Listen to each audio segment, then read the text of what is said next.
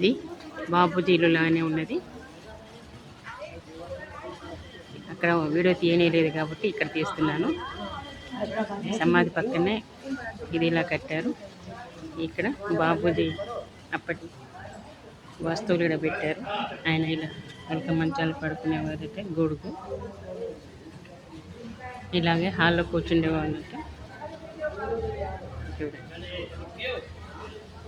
అందరూ ఆయన పాదాల చింత కూర్చుండే వాళ్ళకు ఇలా ఊరిగా ఆయన కూర్చున్నప్పుడు అందరూ అట్లా ఆయన చుట్టూ కూర్చుండేవాళ్ళం. నిశ్శబ్దంగా ప్రశాంతంగా. లైట్ వెలుగుతుంది లోపల, మనలో లైట్ వెలుగుతున్నట్టు అదే లైట్ మనలో వెలుగుతుంది అనిపిస్తుంది. అప్పటికి వచ్చేది రూమ్ సేమ్ అట్లాగే ఉంది. అక్కడ కూడా లోపల వీడియో తీయలేదు కాబట్టి ఇక్కడ తీస్తున్నాం. చుట్టూ పూలు బాగుంటాయి. పూలు ఆఫీస్ రూమ్ ఉన్నట్టు పక్కన ఎదురుగానే బాబూజీ సమాధి, ఎదురుగానే ఆశ్రమం.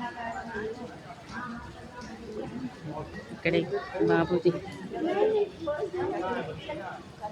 రిక్షాలు ఎక్కువ వెళ్ళేవారట, అందుకని రిక్షా కూడా ఇక్కడ పెట్టారు.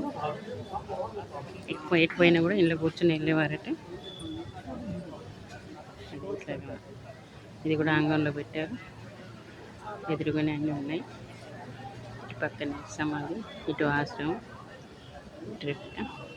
చాలా బాగా అనిపించింది. ప్రశాంతంగా అతను అందరూ చాలా ప్రశాంతంగా మంచి వాతావరణంలో తిరుగుతున్నారు అందరూ.